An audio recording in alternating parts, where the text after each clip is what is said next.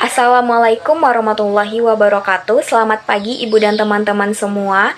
Kami dari kelompok 5 yang beranggotakan saya sendiri Silvi Ramadhani, Anissa Fatana Gania Latif, Anissa Zulka Putri, Berliani Faranika, Putri Fatana, dan Sahrul akan mempresentasikan hasil diskusi kami tentang penguatan akuntabilitas kinerja.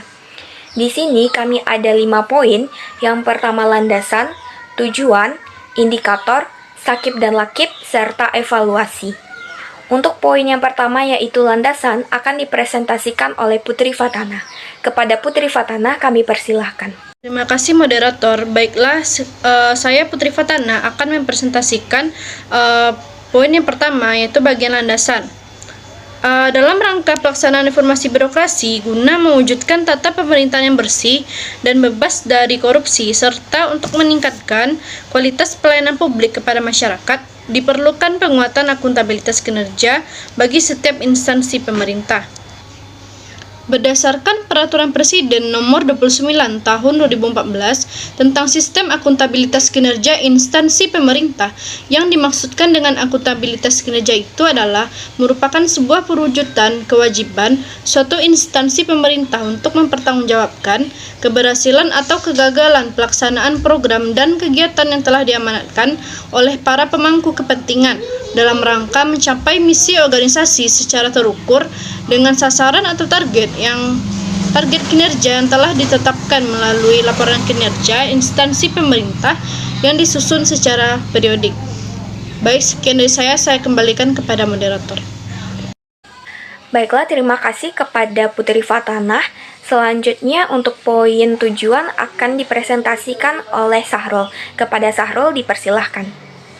Penguatan akuntabilitas kinerja merupakan salah satu program yang dilaksanakan dalam rangka reformasi birokrasi yang tentunya untuk mewujudkan pemerintah yang bebas dari KKN, meningkatkan kualitas pelayanan publik kepada masyarakat, dan meningkatkan kapasitas dan akuntabilitas kinerja birokrasi.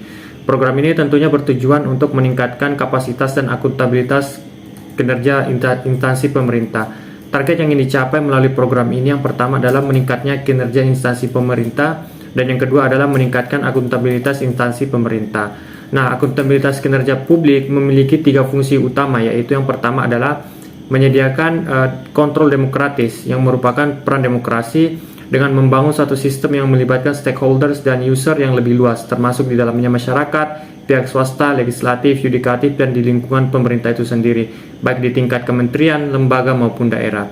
Yang kedua ada mencegah korupsi dan penyalahgunaan kekuasaan. Dan yang ketiga adalah meningkatkan efisiensi dan efektivitas dari peran belajar. Baik, terima kasih kepada Sahrul. Untuk poin selanjutnya yaitu indikator akan dipresentasikan oleh Anissa Zulka Putri. Kepada Anissa kami persilahkan. Baiklah, di sini saya Anissa Zulka Putri akan membahas tentang indikator. Atas dasar sebelumnya yang dibahas sebelumnya, maka untuk mengukur pencapaian program ini digunakan indikator-indikator yaitu keterlibatan pimpinan dan pengelolaan akuntabilitas kinerja. Yang pertama, keterlibatan pimpinan. Dalam penyelenggaraan sistem akuntabilitas kinerja, salah satu komponen yang termasuk di dalamnya adalah dokumen perencanaan strategis unit kerja tersebut. Dokumen ini menyajikan arah pengembangan yang diinginkan dengan memperhatikan kondisi unit kerja saat ini termasuk sumber daya yang dimiliki, strategi pencapaian, serta ukuran keberhasilan.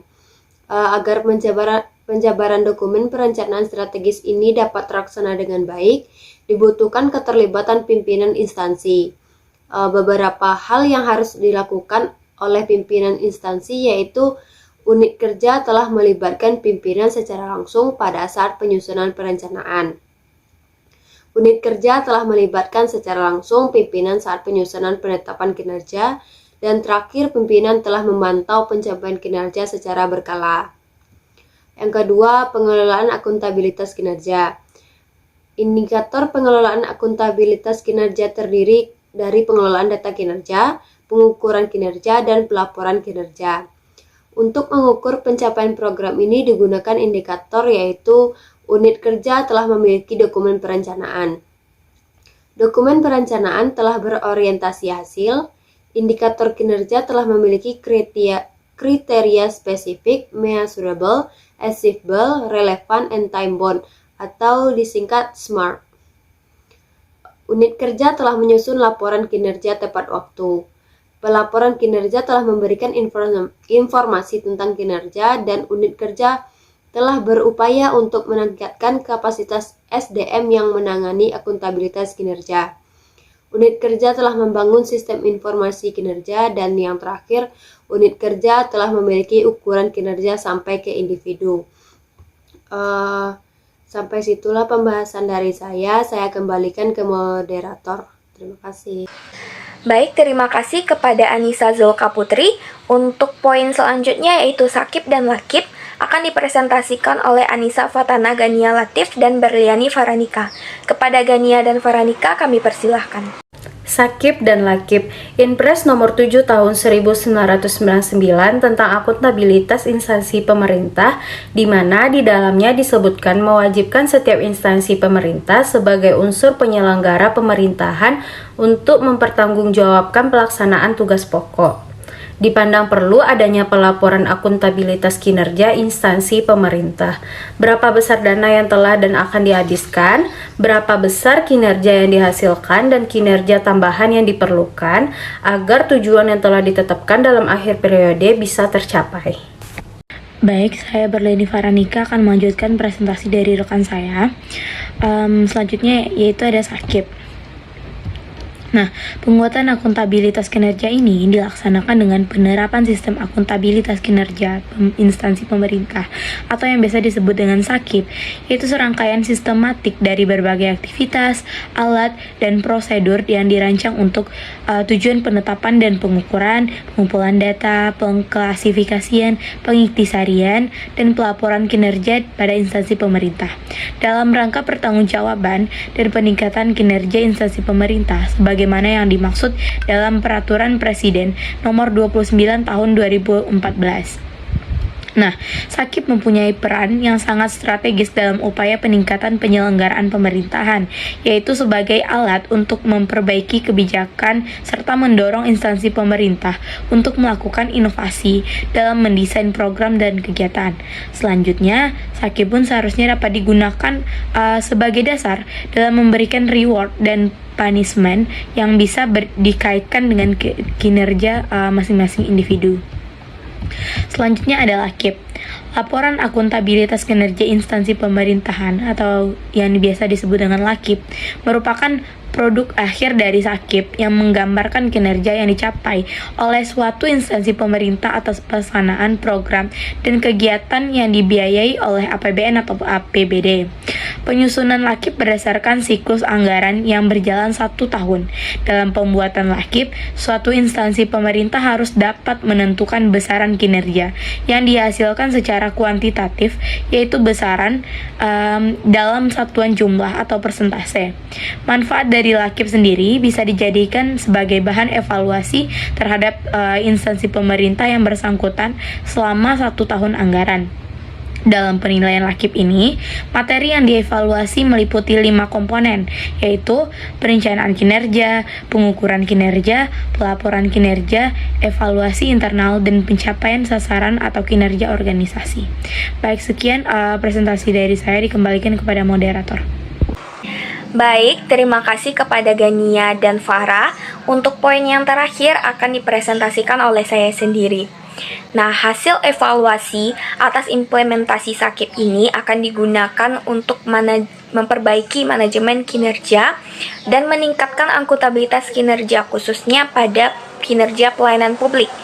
Berdasarkan hasil evaluasi Kemenpan RB atas implementasi sakip pada kementerian atau lembaga pemerintah provinsi pada tahun 2015 menempatkan Kementerian Keuangan dengan nilai akuntabilitas kinerja tertinggi di antara seluruh instansi pemerintah di Indonesia. Meskipun memperoleh predikat memuaskan dengan nilai A, akan tetapi masih terdapat beberapa permasalahan yang perlu mendapat perhatian dan segera ditindaklanjuti, khususnya terkait penataan tata laksana dan penguatan pengawasan. Kalau hingga saat ini program Sakip belum dirasakan manfaatnya, hal ini disebabkan karena bangunan infrastruktur yang belum sempurna. Ditambah lagi, Sakip hingga saat ini lebih dipandang sebagai sebuah media yang statis. Padahal, berjalannya mekanisme pertanggungjawaban kinerja mengharuskan adanya sebuah sistem yang hidup dan dihidupkan. Hal ini terlihat dari berjalannya mekanisme analisis dan evaluasi yang dilaksanakan secara transparan dengan melibatkan seluruh unsur pejabat teknik dan pimpinan. Sehingga diperlukan adanya komitmen yang kuat dari pimpinan untuk memberikan pemahaman yang kuat akan pentingnya Sakip yang tak hanya bisa berfungsi sebagai media pertanggungjawaban kinerja, tetapi juga sebagai alat pengendalian. Baiklah Ibu dan teman-teman, itulah hasil presentasi kami tentang penguatan akuntabilitas kinerja. Jika ada dari teman-teman yang akan memberikan tanggapan berupa pertanyaan atau pendapat dan saran atau kritik, silakan sampaikan di WA Group. Sekian dari kami, terima kasih dan mohon maaf jika ada kesalahan dalam penyampaian materi. Assalamualaikum warahmatullahi wabarakatuh.